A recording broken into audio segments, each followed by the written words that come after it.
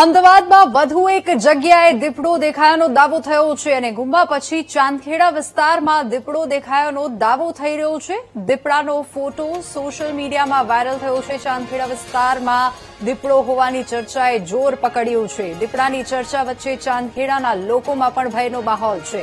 તો ગઈકાલે ગુમ્મા ગામમાં દીપડો દેખાયો હતો અને રહેણાંક વિસ્તાર સુધી દીપડો પહોંચી ગયો હતો અને હવે ચાંદખેડામાં દીપડો દેખાયો છે તેના પગના નિશાન પણ જોવા મળી રહ્યા છે અને ચાંદખેડામાં દીપડાની ચર્ચાએ જોર પકડ્યું છે અને લોકોમાં દહેશત ફેલાઈ ગઈ છે। લોકોમાં ડરનો માહોલ ફેલાઈ ગયો છે કારણ કે અમદાવાદમાં 2 દિવસથી રહેણાંક વિસ્તારની આસપાસ રહેણાંક વિસ્તારની નજીક દીપડો દેખાઈ રહ્યો છે। દીપડો આટો ફેરો મારી રહ્યો છે તેવા પુરાવા પણ મળ્યા છે અને શહેરી વિસ્તારમાં દીપડો દેખાતા શહેરીજનોમાં પણ ફફડાટ ફેલાયો છે। લોકોમાં ભયનો માહોલ ફેલાયો છે। તો હવે ચાંદખેડામાં દીપડો દેખાયો છે। 2 અલગ અલગ તસવીરો આપ જોઈ શકો છો। ચાંદખેડામાં દીપડો આવ્યો તેની તસવીર સામે આવી છે અને ત્યાં બીજી તરફ જ્યાં દીપડો દેખાયો હતો ત્યાં તેના પગના નિશાન પણ જોવા મળી રહ્યા છે તેની તસવીરો પણ સામે આવી છે। અમદાવાદમાં સતત બીજા દિવસે દીપડાના આંટા ફેરા કેમેરામાં કેદ થયા છે અને લોકોમાં સતત ભયનો માહોલ છે।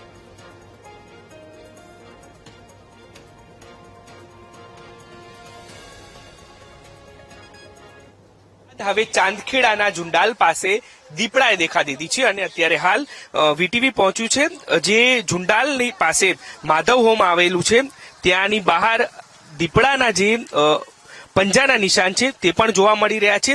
જે દ્રશ્યો પણ જોઈ શકાય છે કે અત્યારે હાલ અહીં જે મોડી રાત્રે 2 વાગે દીપડો જોવા મળ્યો હતો તેના એક વ્યક્તિ દ્વારા વન વિભાગને જાણ પર કરવામાં આવી છે। માધવ હોમ્સ કે જે આ દીપડાનો ફોટો છે તે દ્રશ્યો પણ જોઈ શકાય છે કે અહીંથી દીપડો પસાર થયો હતો અને હાલ તો અહીંના સ્થાનિકો છે તેમાં ફફડાટ જોવા મળી રહ્યો છે। માધવ હોમ્સ બાજુમાં આવેલું છે રહેણાંક વિસ્તાર અને પાસે જ ખેતરનો વિસ્તાર છે। સ્થાનિક છે તેમની સાથે વાત કરીશું। દીપડો અહીંયાથી પસાર થયો તેની દેખા પણ જોવા મળી રહી છે। હાલ સોસાયટીમાં કેવો માહોલ છે ચોક્કસપણે ભય જોવા મળે। શું કહેશો એ બાબતે કારણ કે દીપડો અમદાવાદમાં આવે અને લોકોને પણ ભય જોવા મળી રહ્યો છે। વાત સાચી છે। રાત્રે 2 વાગ્યાના સુમારે આ મેસેજ આવ્યા કે દીપડા જેવું કંઈ અહીંયા આસપાસમાં ફરે છે તો અમે લોકો થોડા ગભરાટમાં અને બધા બારી દરવાજા બધા બંધ કરી અને અંદર ઘૂસી ગયેલા। પરંતુ અહીંયા આસપાસમાં જે જાડી ઝાંખરા જેવું જે કંઈ છે એમાં પણ હોવાના શક્યતાઓ અમને ડરના લાગણીના કારણે થયેલ છે। તો સરકાર પણ આ વિશે થોડી બાબતને ગંભીરપણે લઈ અને કંઈક ચેતવણીરૂપ પગલાં લે તો વધુ સારું છે। બિલકુલ તો ચેતવણી રૂપ પગલાં લેવામાં આવે વન વિભાગને જાણ કરવામાં આવી છે। આ તરફ જે દ્રશ્યો જોઈ શકાય છે કે જાડી ઝાંખરા ખૂબ વધારે છે એટલે અહીંથી ક્રોસ કરીને ત્યાં પહોંચ્યો હોય તેવું લાગી રહ્યું છે। હાલ જે દ્રશ્ય છે કે જે ઝુંડાલ પાસેના દ્રશ્યો છે માનવામાં આવી રહ્યું છે કે જે ગુમ્મામાં ઘૂસેલો દીપડો છે તે આગળ વધ્યો હોય અને તે અહીંયા આવ્યો હોય તે પ્રકારના માહિતી મળી રહી છે। ત્યારે હાલ વન વિભાગને જાણ કરી છે પરંતુ આસપાસના લોકોમાં ચોક્કસપણે ફફડાટ છે। કેમેરામેન આશીષ સાથે દીપક સોલંકી, વીટીવી ન્યૂઝ, અમદાવાદ।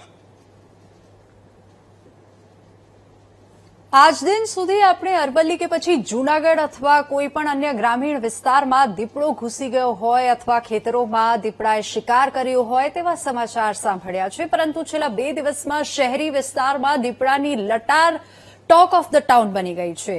અમદાવાદ એક એવું શહેર જ્યાં મધરાતે રસ્તા પર દીપડાની એન્ટ્રી થતા લોકોમાં ભય અને કુતૂહલ બંને જોવા મળ્યા।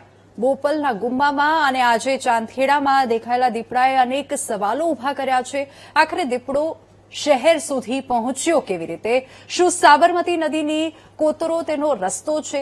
અને સૌથી મોટો સવાલ, દીપડો આવી તો ગયો શહેરમાં, શું દીપડો હજુ પણ શહેરમાં છે કે પોતાના જંગલ તરફ પરત ફરી ગયો છે? આજે આ તમામ સવાલોના જવાબ જાણીશું અને સમજવાનો પ્રયાસ કરીશું કે કુદરતી જંગલથી ભટકીને દીપડો કોન્ક્રીટના જંગલ સુધી કેવી રીતે પહોંચી ગયો અને આપણે ગ્રાફિક્સના માધ્યમથી એ સમજવાનો પ્રયાસ કરીશું કે દીપડો શહેરમાં ક્યારે આવ્યો અને કેવી રીતે તે શહેરમાં ઘૂસ્યો, કયા રસ્તેથી તે અમદાવાદ સુધી પહોંચ્યો અને હવે દીપડો ક્યાં છે? શું તે પરત પહોંચી ગયો છે તેના જંગલ વિસ્તારમાં? શું હજુ પણ તે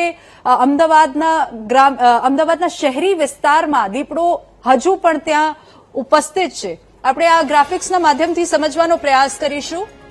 દીપડો શહેરમાં કેમ આવ્યો? સૌપ્રથમ સવાલ એ થાય છે કે અત્યાર સુધી ગ્રામીણ વિસ્તારમાં દેખાતા દીપડાઓ હવે શહેર સુધી કેવી રીતે પહોંચ્યા? તો જંગલમાં પાણીની અછત હોવાથી શહેર તરફ આવ્યાની એક સંભાવના છે. જંગલોમાં પાણીની અછત સર્જાઈ છે, જેના કારણે દીપડો રસ્તો ભટકી ગયો હોય, પાણીની તરસ તેની પૂરી કરવા માટે તે રસ્તો ભટકી ગયો એટલે શહેર તરફ આવ્યો હોય. ઓછા વરસાદથી જંગલના તળાવો હજુ પણ સંપૂર્ણ ભરાયા નથી, તેના કારણે દીપડો જે છે તે પાણીની શોધમાં રસ્તો ભટકી ગયો હોય એક કારણ હોઈ શકે.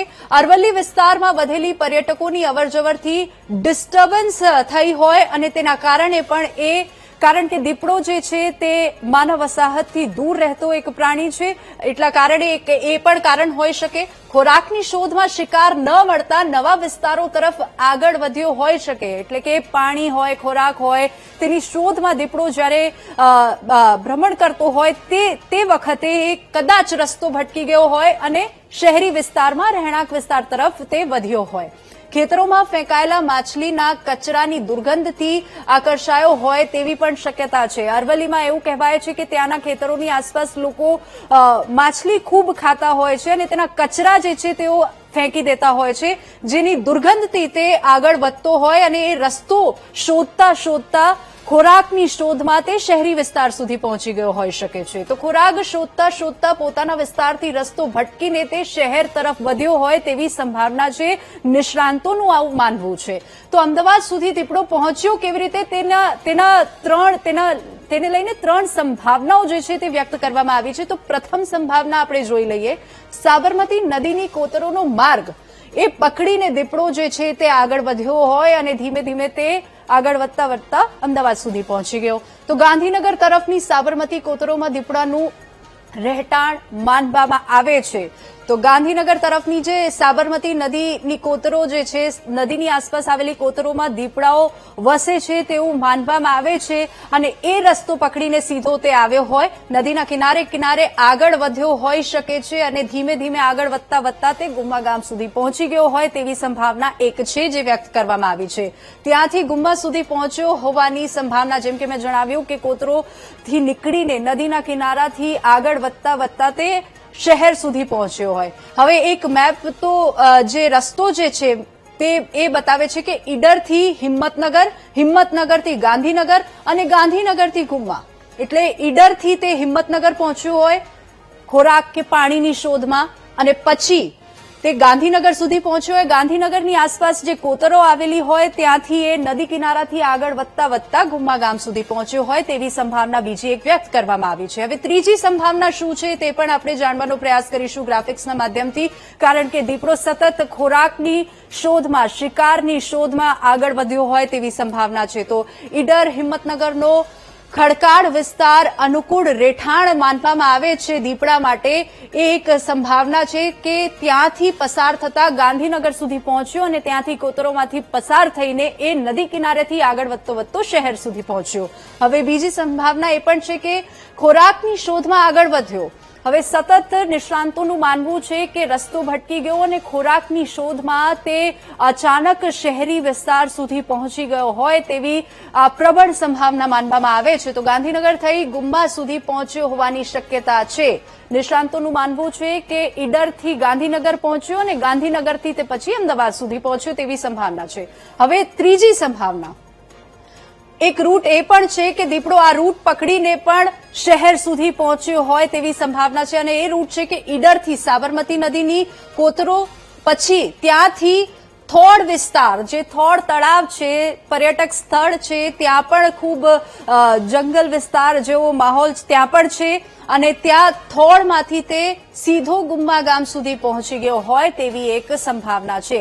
ઈડરથી તે કદાચ ગાંધીનગર ગયો હોય અથવા ઈડરથી થોડ સુધી ફરીને તે ગુમ્મા ગામ સુધી પહોંચ્યો હોય તેવી સંભાવના છે. હવે દીપડો ક્યાં ગયો હોઈ શકે છે? હવે અમદાવાદ શહેરમાં તો આવી ગયો, પરંતુ ત્યાંથી એ પાછો શું કયા રસ્તે ગયો હોય અથવા શું અમદાવાદમાં છે, શું સંભાવના છે તેના ઉપર નજર કરીશું. જે રસ્તે આવ્યો તે જ રસ્તે પરત જવાની શક્યતા છે. દીપડા વિશે એવું કહેવામાં આવે છે કે દીપડો જે રસ્તેથી પસાર થાય છે, જે રસ્તેથી નીકળે છે, તે જ રસ્તેથી તે પાછો પોતાના જંગલ વિસ્તાર, પોતાના રહેણાંક વિસ્તારમાં જતો હોય છે. એટલે એવું કહેવામાં આવી રહ્યું છે કે જો અમદાવાદમાં દીપડો આવ્યો હોય તો તે જ જે રસ્તેથી તે આવ્યો હોય તે જ રસ્તેથી તે પાછો જંગલ તરફ જતો રહેતો હોય છે. અને દીપડો ક્યાં ગયો, જો તેની વાત કરીએ તો રાત્રે સરેરાશ 20 કિલોમીટર ચાલે છે દીપડો. દિવસ દરમિયાન તે રહેણાંક વિસ્તારોથી દૂર રહે, માનવ વસાહતથી દૂર રહે, અને રાત્રે તે બહાર નીકળતો હોય છે, લટાર મારતો હોય છે. દિવસે કોતરો, ખેતરો અથવા ઝાડી ઝાકરાઓમાં છુપાયો હોઈ શકે છે દીપડો. તેની ટેવ એવું હોય છે, તેની પ્રકૃતિ એવી હોય છે કે તે દિવસ દરમિયાન લટાર નથી મારતો, પરંતુ રાત્રેના સમયે તે બહાર નીકળતો હોય છે અને પછી રોડ અને માનવ વસાહતોથી દૂર રહે છે દીપડો. એટલે કે દિવસ દરમિયાન જો ભટકીને તે શહેર સુધી અથવા તો માનવ વસાહત સુધી પહોંચી ગયો હોય તો દિવસ દરમિયાન દીપડો તમને ક્યાંય નહીં દેખાય. એ તે ઝાડી ઝાકરાઓમાં, કોતરોમાં, ખેતરોમાં કે જ્યાં માનવ વસાહત ના હોય તેવા વિસ્તારમાં છુપાયો હોઈ શકે છે. તે પાછો પણ ન ગયો હોય, પરંતુ રાત્રિના સમયે તે બહાર નીકળે છે. એટલે બીજી વાર પણ આજના દિવસે તે ચાંદખેડામાં દેખાયો છે, કારણ કે દિવસ દરમિયાન તે છુપાયો હોઈ શકે છે. અને ફૂટમાર્કના આધારે વન વિભાગ હાલ ટ્રેકિંગ કરી રહ્યું છે કે જ્યાં જ્યાં દીપડાના ફૂટમાર્ક એટલે કે પંજાના નિશાન તેના દેખાયા, હવે એ પંજાના નિશાનના આધારે વન વિભાગ એ ટ્રેક કરી રહ્યું છે કે શું ખરેખર જે રસ્તેથી તે આવ્યો તે જ રસ્તે તે પાછો જઈ રહ્યો છે. એ ટ્રેકિંગ ચાલી રહ્યું છે, હાલ એ તપાસ ચાલી રહી છે. તો ગુજરાતમાં ક્યાં વસે છે દીપડાઓ, હવે એની જો વાત કરીએ કે ગુજરાત જે રાજ્ય છે ત્યાં દીપડાઓ ક્યાં વસેલા છે, તેની વસવાટ ક્યાં છે, તો ગુજરાતના 26 જિલ્લાઓમાં દીપડાનો વસવાટ હોય છે.